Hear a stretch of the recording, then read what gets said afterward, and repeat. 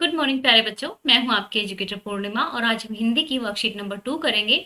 ये आपका अपठित गद्यांश है जो आपके एग्जाम में भी आएगा। तो जो अपठित गद्यांश होते हैं वो हमारे पाठ में नहीं होते हैं। कुछ तो ऐसे गद्यांश होते हैं जो पैराग्राफ्स होते हैं वो हमारे जो चैप्टर्स होते हैं उनमें से ही आते हैं। ठीक है, वो पठित गद्यांश होते हैं और ये हमारे अपठित है क्योंकि ये हमने कभी पढ़े नहीं होते। वैसे न्यूज़पेपर वगैरह में पढ़ लिए हैं वो अलग बात है, लेकिन ये हमारी टेक्स्ट बुक का पार्ट नहीं होते। तो यहाँ से हमें इस जो पैराग्राफ्स दिए होते हैं अपठित गद्यांश में, वो क्या करना होता है, उसको पढ़ के और जो नीचे क्वेश्चंस दिए होते हैं ना उसके आंसर देने होते हैं। तो सेम ऐसा ही इंग्लिश में होता है, हिंदी में आप आसानी से कर पाते हैं। ठीक है, और इंग्लिश में इनको अनसीन पैसेज कहा जाता है। ठीक है, तो चलिए अब स्टार्ट करते हैं, इसको पढ़ते हैं। निम्नलिखित गद्यांश को ध्यानपूर्वक पढ़िए और पूछे गए प्रश्न के उत्तर लिखिए। राष्ट्रीय अखंडता का तात्पर्य विभिन्न जातियों, संप्रदायों, धर्मों, भाषाओं और क्षेत्रों की विविधता के बावजूद एक राष्ट्र की भावना से है। ठीक है, मतलब हम चाहे अलग अलग कास्ट से बिलोंग करते हैं, अलग अलग स्टेट से बिलोंग करते हैं, जब एक भारत की बात आती है तो हम एक दूसरे के साथ जुड़ा हुआ महसूस करते हैं। किसी भी देश की एकता और प्रगति के लिए सभी समाज और समुदाय के बीच एकता और सामंजस्य की भावना होना जरूरी है। यह देश में रहने वाले सभी लोगों के बीच आपसी संबंध को मजबूत करती है। असल में राष्ट्रीय अखंडता एक राष्ट्र की पहचान को मजबूत करता है।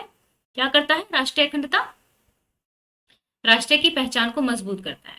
राष्ट्रीय एकता एक मनोवैज्ञानिक प्रक्रिया व एक भावना है जो किसी राष्ट्र अथवा देश के लोगों में भाईचारे अथवा राष्ट्र के प्रति प्रेम की, अपनत्व की भावना को प्रदर्शित करती है।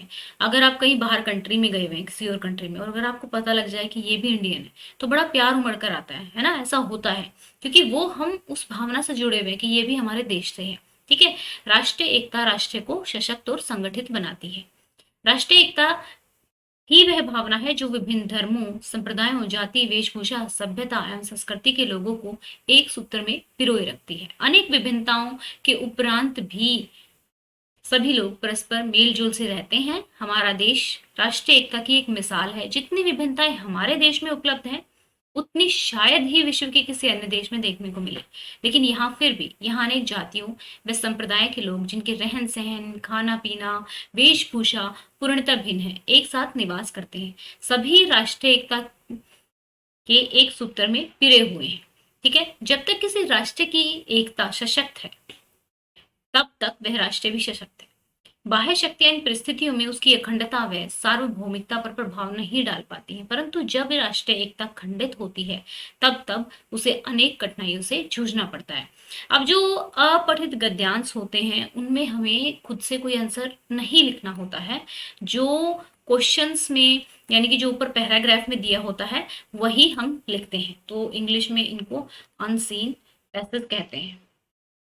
ठीक है, अब जो ये पैसेज होते हैं, जो ये गद्यांश होते हैं, इनमें आपको क्या करना है बच्चा, थोड़ा सा ध्यान से पैराग्राफ को पढ़ना है और अगर डाउट लगता है आंसर में तो क्या करना है, बैक टू द पैसेज जाके उसमें ढूंढ लेना है आंसर को। तो चलिए अब करते हैं इसके क्वेश्चन आंसर्स को। ठीक है, एक सेकंड के लिए मैं क्वेश्चन आंसर्स खोल लेती हूँ। So start. राष्ट्रीय अखंडता का क्या तात्पर्य है? राष्ट्रीय अखंडता का तात्पर्य विभिन्न जातियों, संप्रदायों, धर्म, भाषाओं और क्षेत्र की विविधता के बावजूद एक राष्ट्र की भावना से है। ठीक है, अब नेक्स्ट है, राष्ट्रीय एकता का राष्ट्र पर क्या प्रभाव पड़ता है? राष्ट्रीय एकता राष्ट्र को क्या करती है? सशक्त एवं संगठित बनाती है। तो आपको पैराग्राफ में से ही आंसर उठाने हैं। जब कहा जाए कि अपने शब्दों में लिखो तब आप अपने शब्दों में लिख सकते हो। ठीक है, हमारा भारत देश राष्ट्रीय एकता की एक मिसाल है। कैसे है मिसाल? क्योंकि बहुत सारी विविधताएं हैं यहाँ पे, शायद ही किसी देश में इतनी विविधताएं हों। अनेक विविधताओं के बावजूद भी भारत देश में अलग अलग धर्म, जाति, संप्रदाय के लोग बहुत ही प्यार प्रेम से रहते हैं। यह सभी राष्ट्रीय एकता की वजह से ही संभव हुआ है। ठीक है, अब चलते हैं नेक्स्ट में। राष्ट्रीय एकता के खंडित होने के क्या क्या परिणाम होते हैं? राष्ट्रीय एकता खंडित होने से राष्ट्र को अनेक कठिनाइयों से जूझना पड़ता है। उपयुक्त गद्यांश का उपयुक्त शीर्षक लिखिए। तो बच्चा देखो क्या है कि आपको ना जो शीर्षक लिखना है वो मिलता जुलता सा लिखना है।